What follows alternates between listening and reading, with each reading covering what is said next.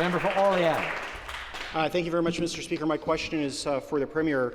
Mr. Speaker, Ontarians are hearing a lot about how the Premier is a yes man, and it's true. He said yes to appointing his friends and their families to plum positions.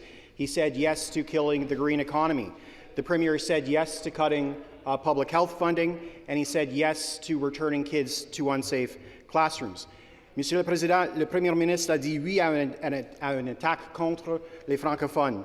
He said yes to big box stores while saying no to mom and pop shops. So, Mr. Speaker, the Premier continues to say yes to billion-dollar businesses opening to full capacity and overpriced beer, while local restaurants and small businesses receive virtually no support from this government.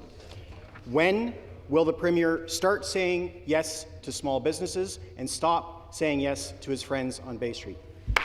Thank you. To reply, Government House Leader. Thank you very much, Mr. Speaker. But let's be very clear. Had the Liberals said yes at any point in the 15 years that they were in power, we wouldn't be in the situation that we are in today, Mr. Speaker. They said no to increasing ICU capacity. What was the result of that lack of investment in ICU capacity, Mr. Speaker? The province of Ontario, one of the largest and most important economic zones in North America, was brought to its knees because the Liberals failed to make those investments in ICU capacity. We have said that 800 people in an ICU will never bring down the province of Ontario again. Shame on the Liberals for not doing that, Mr. Speaker.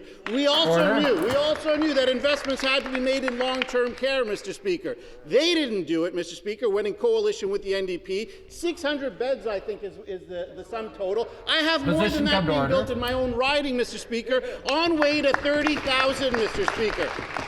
Had the Liberals just said no to high energy prices, our small, medium and large job creators wouldn't have fled this province the way they did in the years that the Liberals were in office, Mr. Speaker. What we have done is said yes to small job creators, yes to an economy, and yes to a... Stop the clock.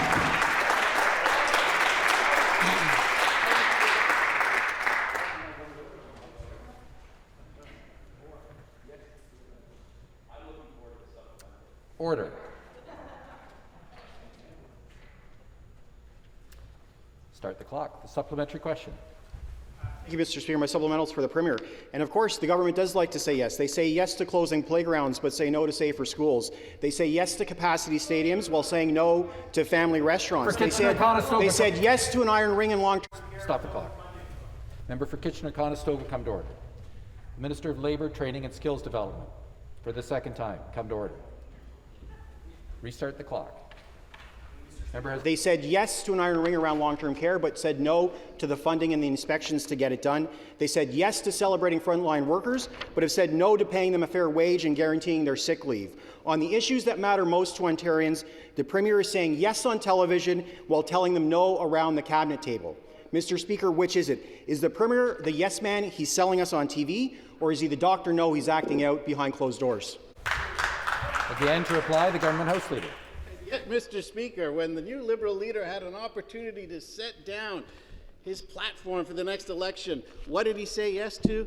Well, maybe doing some reform of how we elect people. That's all that mattered to the Liberal leader, Mr. Speaker. What we have done is this. We took power in 2018. We saw an economy that was driving away jobs because of red tape, Mr. Speaker. We set immediately to change that. We looked at other areas of the economy, reducing taxes for our small, medium, and large job creators. We looked at the overwhelmingly high cost of energy in the province of Ontario, and we tackled that immediately, Mr. Speaker, getting rid of high costs of contracts that the Liberals brought in for their friends. Speaker, we made those changes. We made investments in health care. We made investments in long-term care. We're making investments in transit and transportation, Mr. Speaker.